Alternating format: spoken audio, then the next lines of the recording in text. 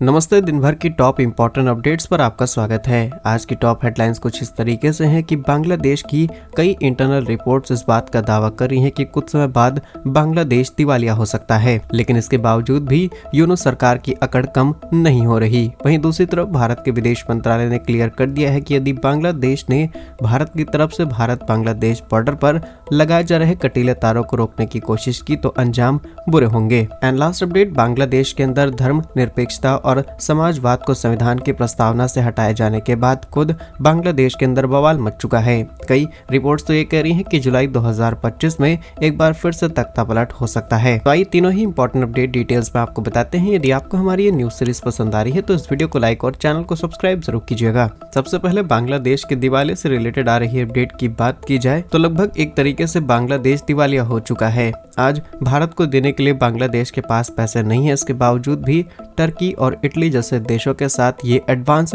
हथियार खरीदने जा रहे हैं। लेकिन इसके बावजूद भी यूनूस सरकार और यूनूस सरकार के साथ काम कर रहे कई बड़े अधिकारियों के अकड़ कम नहीं हो रही। वो लगातार इस बात को पब्लिकली रखना शुरू कर चुके हैं कि भारत की बीएसएफ की तरफ से जो फेंसिंग के काम को रोका गया है, इसकी वजह सिर्फ और सिर्फ बांग्लादेश है। असल में बांग्लादेश ने भारत को प्रेशराइज किया है, कुछ इस तरीके का एजेंडा फैलाने की कोशिश की जा रही है। लेकिन आप और हम ये बात बहुत अच्छे से जानते हैं और इस पर बात करनी जरूरी है ताकि बांग्लादेश के आसपास के लोगों को भी पता चल सके कि बीएसएफ ने इस काम को जानबूझकर रोका है ताकि दोनों देशों में किसी भी तरीके का कॉन्फ्लिक्ट देखने को ना मिले। और एक तरीके से बीएसएफ ने एहसान किया है बांग्लादेश पर ताकि भुखमरे बांग्लादेश के हालात और खराब ना हो जाए। ना ही आज के समय मेडिकल फैसिलिटीज, ना ही इंडस्ट्रीज, इकोनॉमी, आर्मी, किसी चीज की हालत अच्छी नहीं है तो क्यों मासूम लोगों की जान जाए। लेकिन शायद ये बात बांग्लादेश को समझ में नहीं आ रही। दूसरी खबर भी बांग्लादेश से है, जहां पर भारत के विदेश मंत्रालय ने रिसेंटली बांग्लादेश के उच्चायुक्त को समन किया और इसी के साथ एक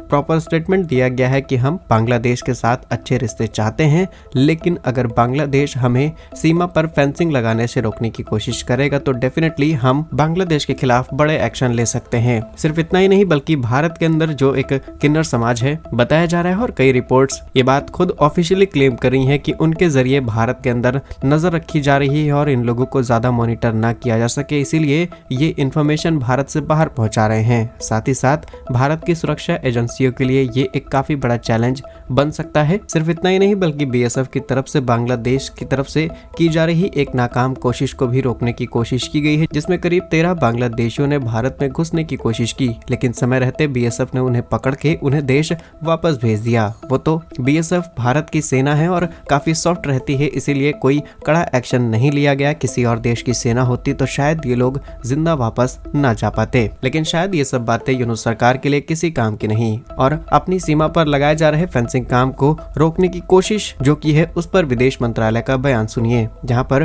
भारत की तरफ से कहा जा रहा है कि हम बांग्लादेश के साथ सकारात्मक और अच्छे रिश्ते चाहते हैं, लेकिन ये सेम प्रोसेस बांग्लादेश को भी फॉलो करना होगा। अगर बांग्लादेश ने किसी भी तरीके से रुकावट करने की कोशिश की तो भारत भी पीछे नहीं हटेगा। इसके अलावा भारत के विदेश मंत्रालय के प्रवक्ता रणधीर जायसवाल जी ने कहा कि ये बात हम पहले ही क्लियर कर चुके हैं और आने वाले समय में हम अपने बजट को बढ़ाएंगे ताकि फेंसिंग के काम को और हम बड़े स्केल पर कर सकें। और इसी चीज को लेकर के बांग्लादेश के उच्चायुक्त को तलब किया गया और साफ स्थिति क्लियर कर दी गई कि हम इस काम को करेंगे और डेफिनेटली करके रहेंगे। तो बांग्लादेश ने दुनिया के सामने जो रोना लगा रखा है कि भारत हमारी जमीनों पर कब्जा कर रहा है, इस चीज को कम करें और भी बहुत कुछ। और लास्ट अपडेट भी बांग्लादेश से है, जहां पर इस बार शायद सरकार खतरे में आ सकती है। असल में बांग्लादेश में धर्म निरपेक्षता और समाजवाद को संविधान की प्रस्तावना से हटाया जा चुका है। ऐसा कई मीडिया रिपोर्ट्स क्लेम कर रही हैं, बट ऐसा नहीं है। इसका सिर्फ एक प्रस्ताव सामने आया है, लेकिन इसकी वजह से बांग्लादेश के अंदर एक नई उथल पुथल शुरू हो चुकी है।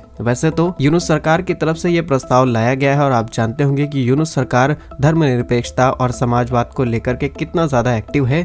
इसके रिजल्ट्स हमने देखे, चाहे माइनॉरिटीज पर लगातार हो रहे हमले हो या फिर स्पेशली भारतीयों को टारगेट किया जाना हो, ये सब कुछ बांग्लादेश के अंदर बहुत बड़े स्केल पर हमने देखा। एंड जब हम इस एपिसोड को रिकॉर्ड कर रहे थे तब हमारे सामने एक और अपडेट आई और वो जुड़ी हुई है पाकिस्तान और बांग्लादेश के बीच में आपसी नए सहयोग को लेकर के, जहां पर अब दोनों ही देश अपने डिफेंस कॉपरेशन और ज्यादा बढ़ाना चाहते हैं। और रिसेंटली बांग्लादेश के सैन्य अधिकारी lieutenant general SM Kamrul Hasan ने रावलपिंडी में पाकिस्तान के रक्षा सचिव retired lieutenant general Mohammad Ali से मुलाकात की। दोनों ही देशों के बीच रक्षा संबंधों को और ज्यादा मजबूत करने और पाकिस्तान साथ ही बांग्लादेश के बीच ऐतिहासिक रिश्ते के रूप में जो खटपट आई है, चाहे भारत की वजह से हो, इन सभी चीजों को सुधारने की बात चल रही है। लेकिन जब बांग्लादेश को आजादी नहीं मिली थी तब बांग्लादेश के हालात कैसे थे, ये बात आप बहुत अच्छे से जानते होंगे। तो दोनों देशों के बीच हो रही इस दोस्ती को लेकर के आप क्या सोचते हैं, कमेंट्स में जरूर बताइएगा। ऐसा ही और एपिसोड के लिए वीडियो को लाइक, चैनल को सब्सक्राइब जरूर कीजिए। वंदे मातरम, भारत माता की जय।